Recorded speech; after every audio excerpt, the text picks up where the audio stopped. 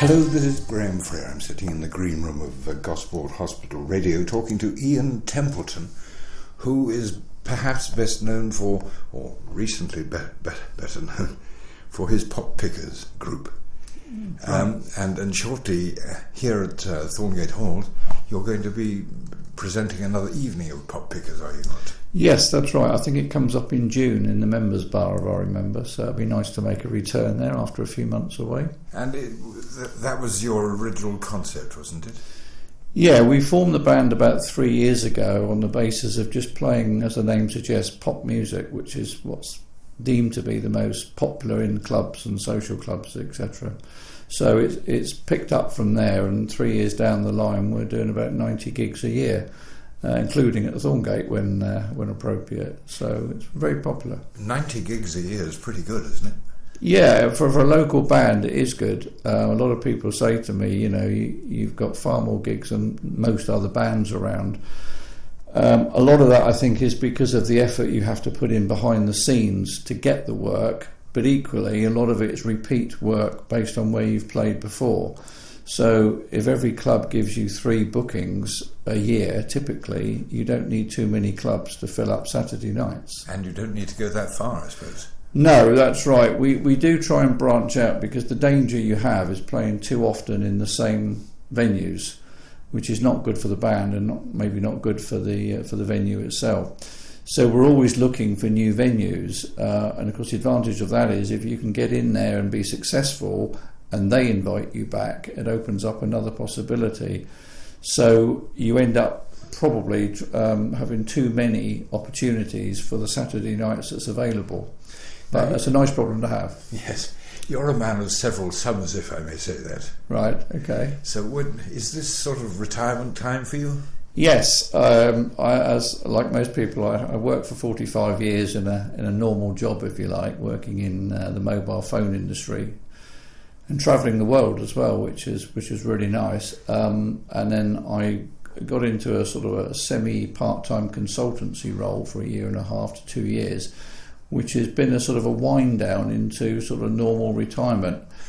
But at the same time, I've wound up back into the music, which I've done over the years in the past. So it is a retirement hobby, really, but it's probably slightly more than a hobby in as much that it's quite busy. But you're not about ready to hang up your plectrum? No, definitely not. In fact, I'm getting more and more into it as time goes by.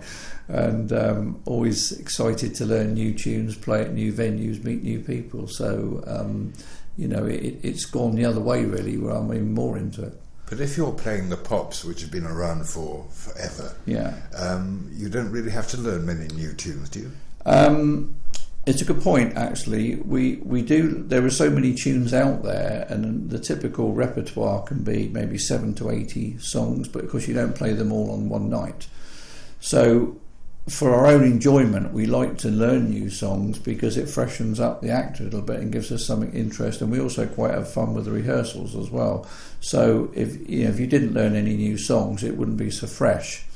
The strange thing about it is, when I was playing in a band in the 70s, playing songs from the 60s and 70s at that time, I find myself 40 odd years later still playing the same songs, even though they may be 50 years old now, because that is what the clubs want to hear. It's incredible. And also, of course, they were damn good songs then. Yes, I mean, obviously music is about personal taste, I guess, but they have stood the test of time, there's no question about it.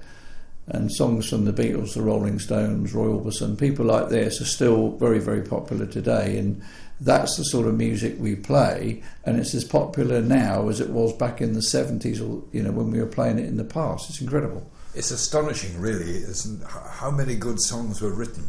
Yeah, and I think if you go back, they were arguably more melodic songs, which I think is probably why most people remember them well and are more familiar with them than maybe some modern songs, which there are good songs around, obviously. They possibly won't stand the same test of time, and it'll be 50 years' time before we could actually find out whether they were as successful. What was it about the music of those days, do you reckon, that makes them so long-lasting? I think it was a change of attitude as well. When people were growing up in the 50s, they more or less had to follow what their parents did musically and dress-wise and everything else. And when the rock and roll era come in and then the Beatles come in with a different style again, I think it completely changed the way younger people accepted music, if you like. And of course, as they got older, they've always taken that with them. And now we're talking to people who are grandparents who grew up in that era, people in their 70s maybe, who remember that from when they were young men and women. Well, I'm holding my hand up there, I'm one of those. Absolutely. So you'll remember when this type of music came on the scene and how suddenly young people had a different way of listening to music and a different style of music. There's no doubt that the Beatles, I think, redefined a whole lot of pop music, didn't they? Yeah, I think you have to give them credit that they changed the face of pop music. They were different in as much that they looked different. They wrote their own songs, which is almost unheard of for bands in the day. Most people, they formed a band, you had a producer, someone would write the song, someone would publish it, someone would produce it in a studio, and the band or the singer would sing it. It was a production line, wasn't it? Yeah, it's incredible. The Beatles wrote their own songs. They insisted right from day one that they wanted to release their own songs as well as one or two from other people.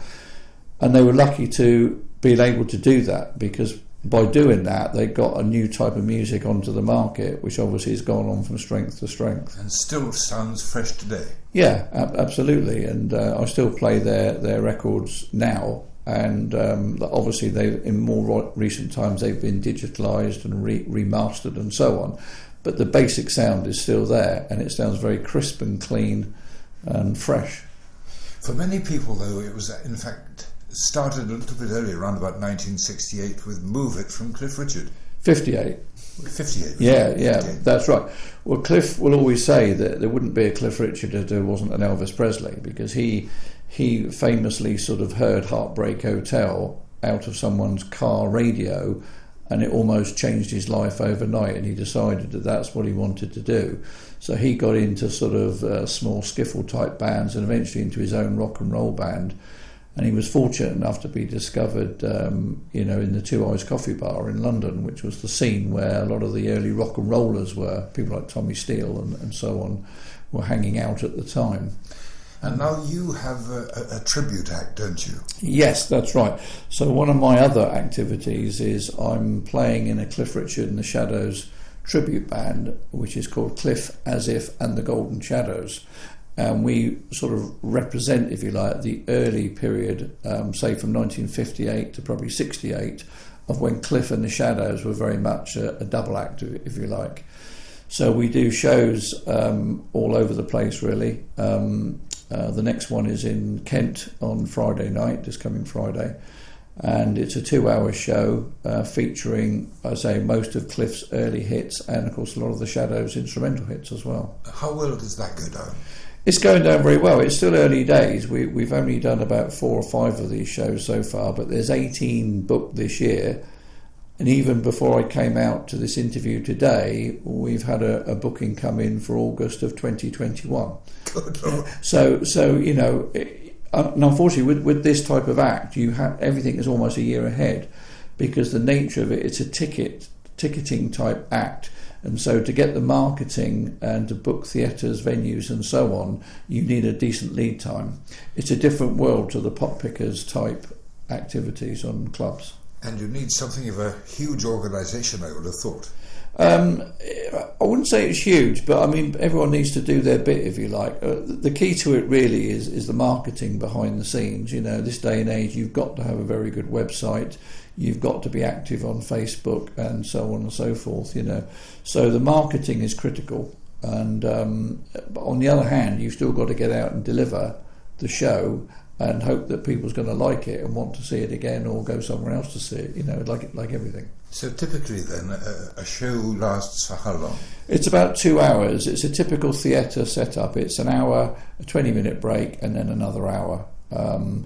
We can vary that, but that is normally the format that most theatres tend to like. It works well with everybody. And I'm very hopeful that at some point in the future we may get you into the Thorngate Hall, into the ballroom. Yes, and that would be an ideal venue. I mean, I'm very familiar with the ballroom, as we've discussed once before. Growing up in the Gosport area, I know the Thorngate Ballroom well.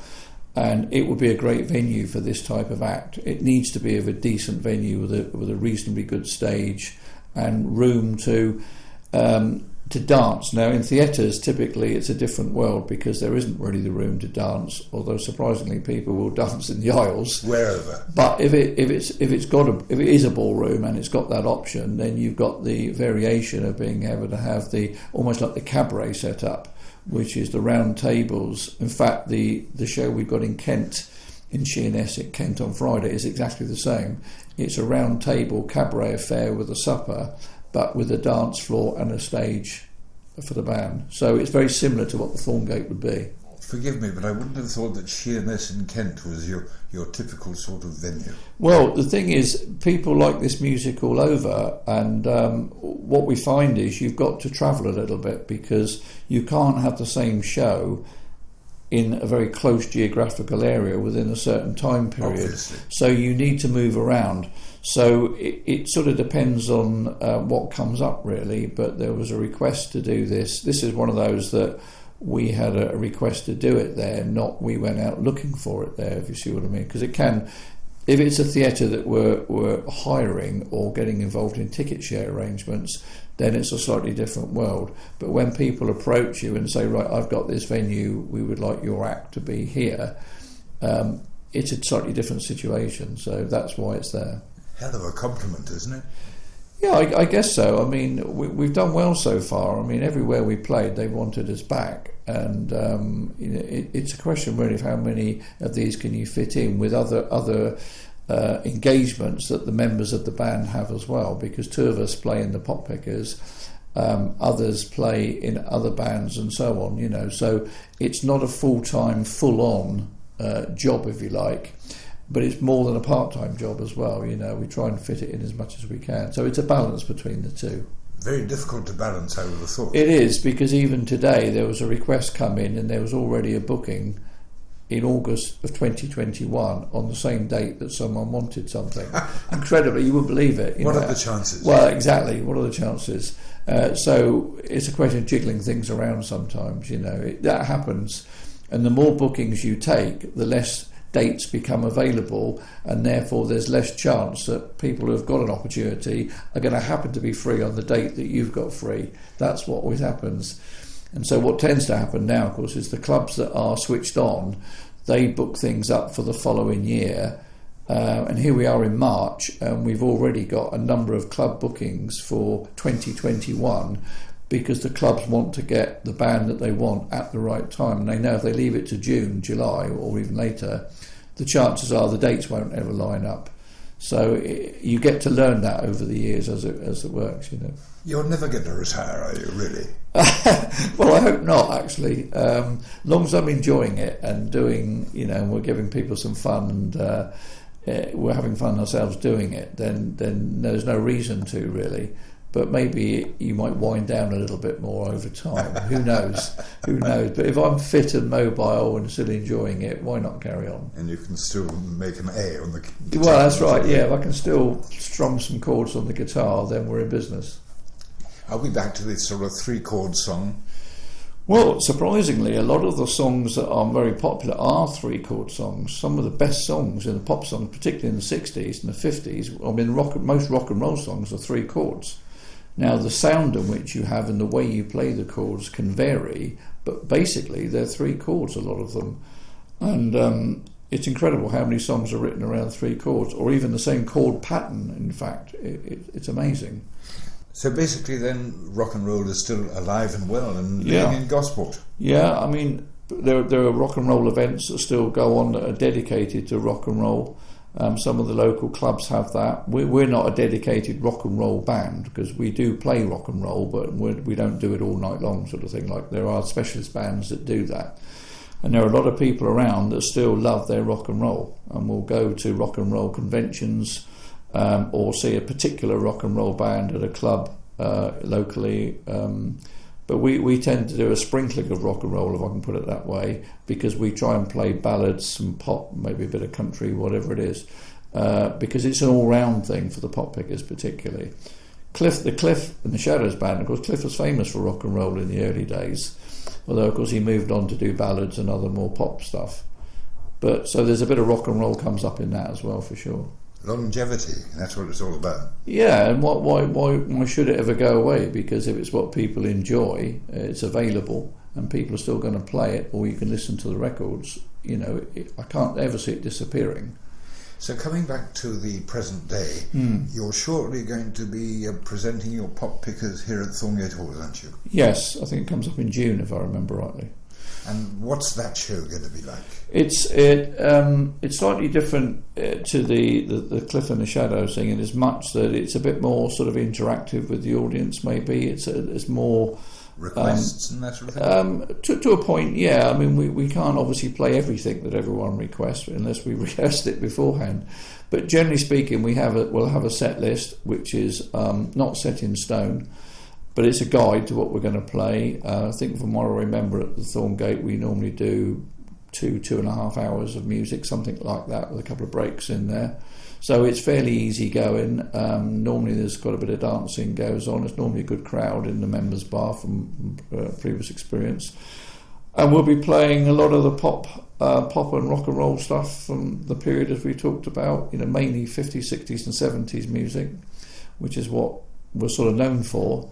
And what we'll actually play on the night, I'm not sure, because we might have learnt some new songs by then, or revamp some of the ones we haven't played for a while. Who knows? The problem we have is there's probably too many songs to fit into any one show, so you have to drop something out. New songs, that's a bit radical, isn't it? Yeah, I call it a new old song, if you like, because none of the songs are new in terms of the song itself, but they might be new to the fact that we haven't played them before, or we haven't played them for a long time, let's put it that way. In fact, we did a gig recently, and we made a point of saying, right, we're going to play 10 songs that we haven't played for a long time in this one show, and I think we managed 9 of them in the end. So it's purely to do something a bit different, but also to refresh those songs. So if we wanted to play them again, they're not too distant memory, if you like, because you can get rusty on these things. You can forget certain things. Like anything, if you don't do it regularly, you can get, maybe forget a couple of bits or whatever. So it's always nice to play something different as well. What's that you say, old age? Never. No, that's right. No, you never get old. You're as young as you feel, as they say. Or as young as the woman you feel. Well, that's right. You could say that as well. Absolutely. Ian Templeton, thank you so much indeed for your time. Thanks, Graham. Really enjoyed it. Thank you.